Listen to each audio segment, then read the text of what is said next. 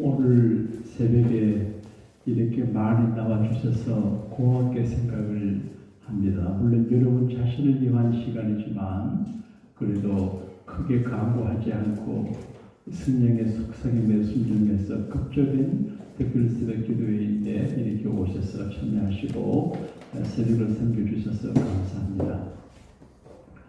오늘 새벽 기도회를 준비하고 생각할 때 제 군대 생활의 생각이 나는데, 밤이 되면 군인들이 모두 잠을 잡니다. 내무반에 누워 잠을 자는데, 모두 다가 잠을 자면 북한에서 간첩이 내려오거나 적이 들어와도 방비가 할 수 없는데 몇 사람이 총을 내고 보초를 씁니다.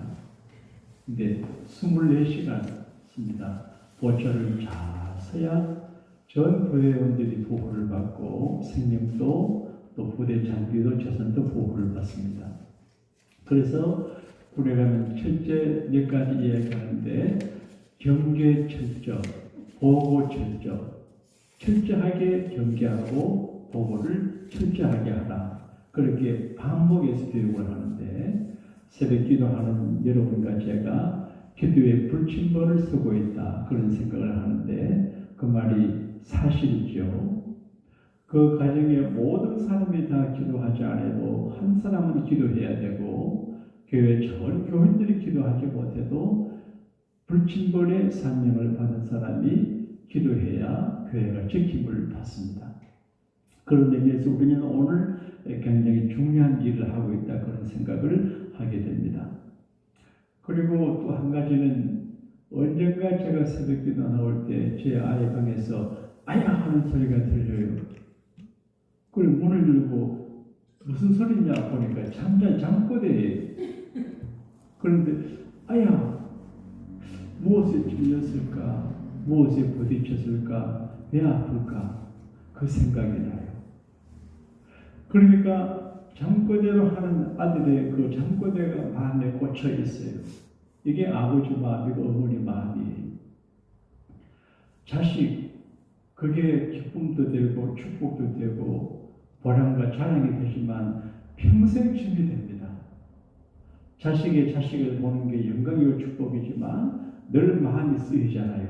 그래서 부모들은 그 가슴 속에 자신의 부모도 살아있지만 자식들이 늘 살아있어서 에너지도 주고 기쁨도 되고 그리고 고통도 주는데 오죽하면 부자식이 상 받자냐 그런 말이 나왔겠나 싶은 생각이 들기도 하는데 그러나 뛰어넘어서 우리의 자식은 하나님의 축복입니다. 할렐루야.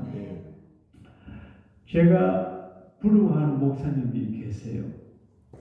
근데 목회는 좀 어렵고 생활은 조금 불편하지만 참 부러워요. 아들이 하나고 딸이 하나인데 손주, 손녀가 10명이에요. 그래서 그 딸이 결혼해가지고 남편이 전도사님인데 아이가 7명이에요. 한 어머니 밑에서. 그리고 며느리 반인데 아들, 딸 셋을 낳았어요. 그리고 10명이에요. 그리고 10명을 손자, 손녀로 든 그 목사님 보게 되는 속으로 아이고 부럽다. 어째서 그런 복을 받을까? 그런 생각이 들어요. 그런데 자식이 잘 되면 기쁨이 되고 자식이 잘 되면 어깨를 펴잖아요. 우리 에스더 장로님 이렇게 좀 자신만만한 건 믿음도 있지만 아들이 잘 되니까 자신만만하잖아요. 우리의 자녀가 잘 되어서 우리도 주 안에서 겸손한 자신감을 가지는 복을 받게 되시기를 축복합니다. 시편 128편은 결혼 주례할 적에 많이 선택하는 부분이에요. 왜냐하면 이 시편 128편 속에 한 인간, 한 가정에 살아가는 축복의 내용이 다 담겨 있어요. 그래서 어떻게 하면 복을 받을지, 참복이 무엇인지, 참복이 어디서 오는지 이거 보게 되면 뭐 굉장한 일이 아니고 하늘의 별 따는 게 아니고 일상생활이에요. 그래서 우리의 행복은 뭐 굉장하게 되거나 큰 영성을 얻거나 큰 부를 얻는 데 있는 것이 아니라 사소한 일상생활의 행복이기 때문에 일상적인 생활에서 행복의 조건을 찾고 발견하고 행복해야 될 것 같아요. 첫째로 이제 하나님께서 너에게 복을 주실지어다 그렇게 하거든요. 너에게 복을 주실지어다. 시온에서 너에게 복을 주실지어다. 이렇게 하는 말은 복이 있다는 말이거든요. 없는 복을 있겠다고 합니까? 복이 형체가 없지만 존재하고 복이 눈에 안 보이지만 존재하기 때문에 성경 블레싱이 그 말을 많이 하거든요. 너에게 복이 있을지어다. 얼마나 귀한 말입니까? 좌우에 계신 분에게 인사합시다. 당신에게 복이 있을 것입니다. 주의 복이 있을 것입니다. 얼마나 기분이 좋습니까? 남을 위해서 복을 많이 빌어주면 그 복이 그분에게 내리게 되고 그분이 복을 받을 자격이 없으면 내가 빈 복이 내게 돌아오거든요. 그러니까 인생 살 때 가장 머리가 나쁜 사람은 남을 저주하고 비난하고 비판하고 악평하는 사람은 자기한테 돌아올 확률이 많아요. 그래서 블레싱하고 칭찬하고 축복하면 그게 내한테 들어오기 때문에 믿지는 장사가 아니거든요. 그러므로 저희는 언제 어디에서나 블레싱하는 축복에 수렴하는 장사꾼이 되는 게 좋을 것 같아요. 그런데 이제 우리 앞에 하나님은 복과 저주의 길을 뒀다고 신명기 말하는데 아주 분명하게 말하죠. 신명기 30장 15절에 보라. 그 말은 behold, 눈을 이제 떼지 말고 보라 그런 말인데 내가 오늘날 생명과 복과 사망과 화를 너 앞에 두었다. 이 신명기서를 보게 되면 축복이 무엇이며 저주가 무엇인지를 말씀하는데 축복은 첫째가 생명이에요. 생명이 복이고 생명과 복을 두었다 그렇게 말했거든요. 그러므로 살아있는 것이 축복이에요. 이런 전 조건 따지지 말고 내가 살아있으면 이걸 감사하고 만족하고 함께 생각해야 될 것 같아요. 생명과 그 다음에 복이에요. 그 다음에 저주가 뭐냐? 죽음과 화해, 죽음. 나이가 많아 죽는 건 하나님께서 성도의 죽는 걸 귀하게 보신다고 했지만은 처참하게 불행하게 죽는 거는 좀 어려운 이야기예요. 그래서 우리가 늘 죽음의 복도 우리가 얻어야 되는데 한문에서는 한글의 동양에서는 고정명이라 그래서 술을 잘 누리고 죽는 게 복이다 그렇게 하면 죽음의 복만 하나님께서 여러분과 저에게 옷에 같은 죽음의 복을 주시기를 바랍니다. 그럼 축복의 길이 뭐냐? 축복의 길이 뭐냐? 세 가지 아주 간단해요. 여호와를 경외하며 그 도의 128편 1절 같이 읽겠습니다. 시작. 여호와를 경외하며 그의 길을 걷는 자마다 복이 있도다. 이게 얼마나 쉬워요. 지금 우리가 새벽에 나와서 하나님을 경외하는데 이 경외하는 자체가 복이에요. 여러분 우리가 새벽 기도 함으로 축복의 열매를 얻기도 하지만 이렇게 하나님 앞에 나와서 예배하고 말씀 듣고 봉사하기 이 자체가 복이에요. 축복받지 못한 사람 여기 이런 시간을 갖지는 못해. 여호와를 경외하는 자체가 복이에요. 그리고 그 길을 걷는 자마다 하나님의 길을 걷는 자마다 복이에요. 우리가 가는 게 하나님의 길도 있고 세상의 길도 있어 두 가지 길이에요. 하나님의 길이 어렵고 힘들어도 좁은 길일지라도 외롭고 고독하고 손해보는 길일지라도 그 길을 가는 것이 복이에요. 그리고 교회 생활이 복이에요. 시온에서 너에게 복을 주실지 그렇게 되어 있거든. 복이 어디 있냐? 하나님을 경외할 때 복을 얻게 되고 말씀 따라 살 때 복을 얻게 되고 시온 하나님의 성결에 있을 때 복이 시온에서 너에게 복을 주실지어다. 그런 하나님이 축복하는 사람은 예배당에 오게 만들고 하나님이 지키는 사람은 예배당에 떠나게 만들어요. 그러니까 시온 이 자리에 있는 자체가 복이에요. 딴 데서 복을 받지 못해요. 시온에서 복을 받아야 장사도 되고 사업도 되고 공부도 되지요. 여기서 복을 받지 못하면 다 헛수고 되는 거예요. 그래서 이제 하나님이 경외하는 길이 축복의 길이고 하나님의 길 가는 거 축복의 길이고 예배당에 있는 게 축복이 이걸 다르게 말하면 하나님이 경외하는 그 자체가 복이에요. 저는 옛날에는 목회가 크게 되고 해야 복인 줄 알았는데 지금은 생각이 달라졌어요. 내가 목사로 부름받고 목사로 사는 자체가 얼마나 귀한지 몰라요. 행복이에요.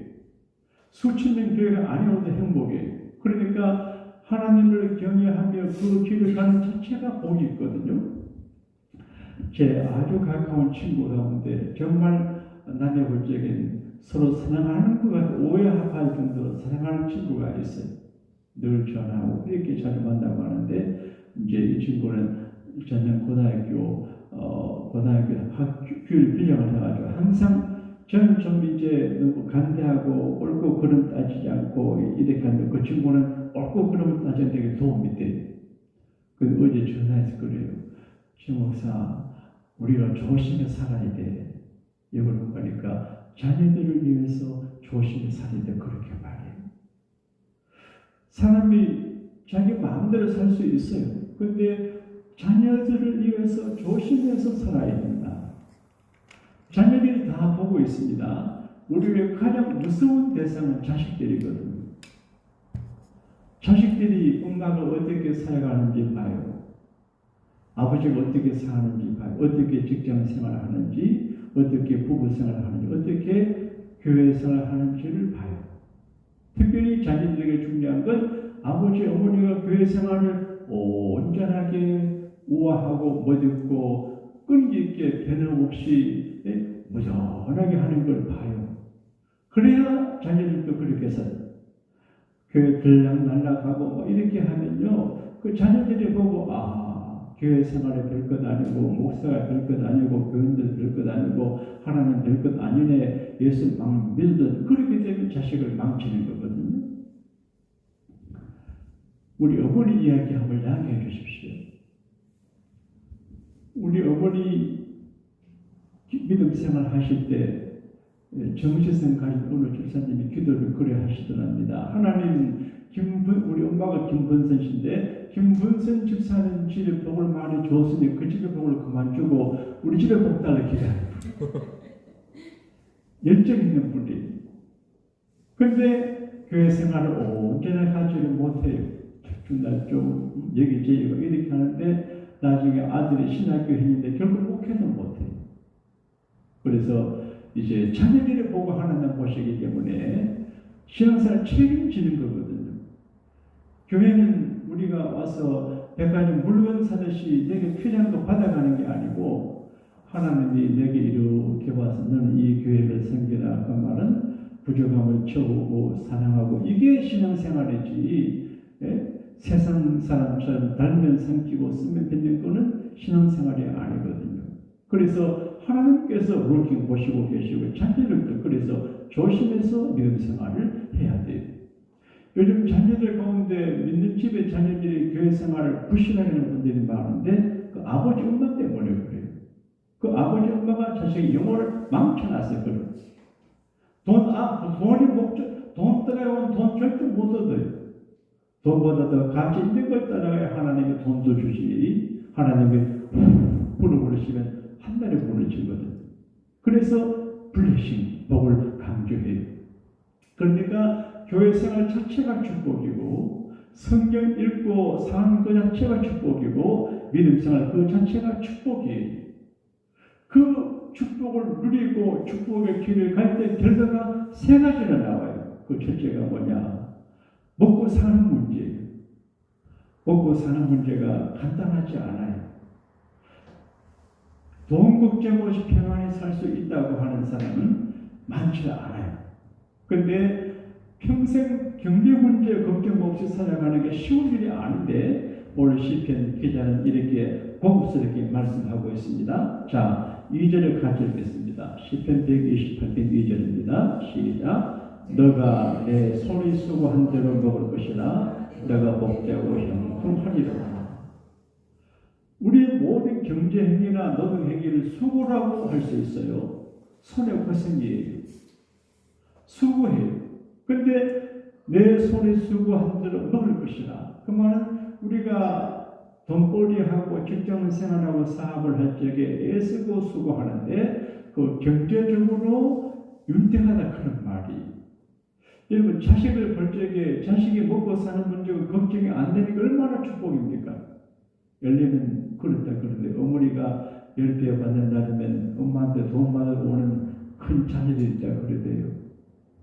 정부에서 어머니 최저 생활비를 주는데 이걸 받으러 와서 돈 몇 푼 받아가는 그 초라한 그리고 불쌍한 자식들이 있다는 거죠. 절대로 이런 불행한 일이 우리들의 가정에 없게 되기를 우리 주님 이름으로 축복합니다. 그 다음에 가족이 먹고 사는 문제도 중요하지만 동시에 가정 건강하고 온전하고 건전한 가정이 참 어려워요. 이 가정은 교회고 가정은 국가고 사회예요. 사람이 태어나서 맨 처음 배우는 사회생활의 가정이에요. 가정에서 사회생활을 배워요. 미워하고 형제 간에 시리하고 질투하고 사랑을 독차지하려고 애를 쓰고 그래서 한 아이를 두면 사회성이 부족한데 몇 명 되면 경쟁심이 있어가지고 치열한 경쟁심이 있습니다. 그러니까 부모된 사람들은 공평하게 잘해서 형과 동생, 언니, 오빠, 동생 관계에서 공평하게 잘해서 사랑의 공동체 멤버십을 가지게 해야지 경쟁자가 되게 하면 안 되거든요. 그런데 이제 이 가정이 잘 된다는 게 어려운 게 있는데 가정은 둘입니다. 부부 생활입니다. 내 아내는 결실한 포도나무 같으며 다르게 말하면 너 남편은 견고한 상아 같으며 이렇게 될 수 있는데 부부 생활이 정말 어렵잖아요. 근데 서로 조심하고 아내 행복을 남편 행복을 지켜줘야 되는데 그러지 못하거든요.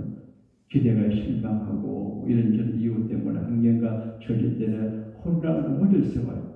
그 다음에 내 어린 자녀는 책상에 둘러싼 어린 감람나무 같아. 감람나무는 번식력도 있고 열매도 많이 맺고 생명력이 있어서 어디든지 살아요. 보통 나무는 잘 어디나 상아나무 아무데나 잘 못 살아요. 귤나무 아무데나 잘 못 사는데 감람 올리브나무 어딘지 심어주면 미국도 살고 다 살아요. 그러니까 이 어려운 세상에서 생존력과 착근력이 있어 살아가는 게 귀한 일이에요. 생활력이에요. 그래서 자녀가 부부 생활이 행복하고 자녀가 잘 된다는 거 이게 축복의 내용이에요. 그 다음에 교회 생활의 축복의 내용이에요. 시온에 자 5절을 같이 읽겠습니다. 시작. 여호와께서 시온에서 너에게 복을 주시리로다. 너는 평생 예루살렘의 번영을 보며 내 자식의 자식을 볼지어다. 이스라엘에게 평강이 있을지어다. 그러니까 내 아들 딸이 주일날 교회에 있는 게 복이에요. 교회에 있어서 당장 무슨 일이 일어나지 않지만 그러나 인생 살다 보게 되면 교회에서 있고 교회에서 씨름하고 교회에서 싸우고 교회에서 웃고 울고 아픔 당하고 교회가 한 사회생활이기 때문에 여러 가지 좌충우돌을 하면서 교회 생활에서 사회생활을 배워요. 그리고 하나님의 집이기 때문에 하나님의 집에서 복을 받아요. 여러분 교회를 우습게 보는 건 정말 어리석은 일이에요. 목회자들도 교회를 귀하게 생각하고 교회가 힘들고 놀라운 하나님의 집이에요. 어떤 사람들은 교회를 알고 함부로 하는데 교회에 그 사람 누구 있나 그런 망할 소리 하면 안 돼요. 그건 하나님 망하게 해요. 여기 전부 기회예요. 잘나고 못난 사람 없어요. 다 기회예요. 하나님 백성이기 때문에. 근데 하나님의 집에 있는 게 복이고 이 교회 생활을 잘하는 게 복이에요. 쉬운 예를 한번 들어보겠습니다. 우리 손자가 지금 잠시 미국 와 있는데 손녀가 한국에 있는데 오빠 안 왔으면 좋겠대.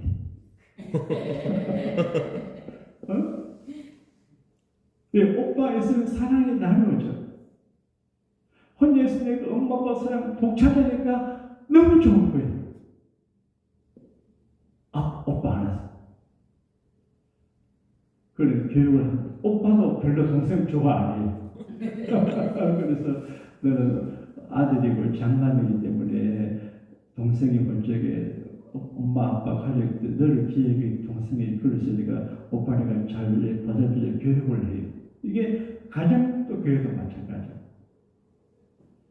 그게 이상한. 그런데 이런 인간관계 속에서 좋아하고 살아남고 교회 생활 잘 한다는 게 이게 은혜거든요. 시원해서 복을 받아요. 그리고 오래 사는 게 복일 수 있습니다. 부차하게 오래 사는 건 복이 아닐 수 있어요. 전번에도 말씀했지만 어떤 분들은 오래 사는 걸 스스로 하라고 생각해요. 그래서 죽지 못해 산다. 너무 힘든 거예요. 그리고 99세이신 목사님의 기도가 뭐냐? 하나님 빨리 저를 천국 데려가 주세요. 그러니까 연세 드시고 몸이 불편하니까 삶에 의미가 없어요. 잘 다니지도 못하고 먹고 싶어도 없고 그래도 사람이 식욕도 있고 뭐 욕심이 있고 이런 게 있을 때 사용하지 모든 걸 다 초월하는 의미가 없고 그런데 오늘 말씀 가운데 내 자식의 자식을 볼지어다. 옛날에는 이게 큰 복이에요. 자식의 자식, 손자, 손녀예요. 그러니까 옛날에 손자, 손녀도 못 보고 죽을 때가 많아요. 근데 자식의 자식을 볼지어다. 자식의 자식의 자식을 볼지어다. 조금 전에 말씀드린 제 친구 목사님은 49세 때 혼자 됐어요. 근데 그 어머니 권사님이 걸쭉하고 성격도 좋고 남자들이 좋아할 만한 여자예요. 근데 아들이 이제 엄마가 청혼 받아서 결혼하니까 제가 반대해요. 장남인데. 그래서 결혼 안 했대요. 그 친구 목사님 모이면 당신은 불효했다 그렇게 말.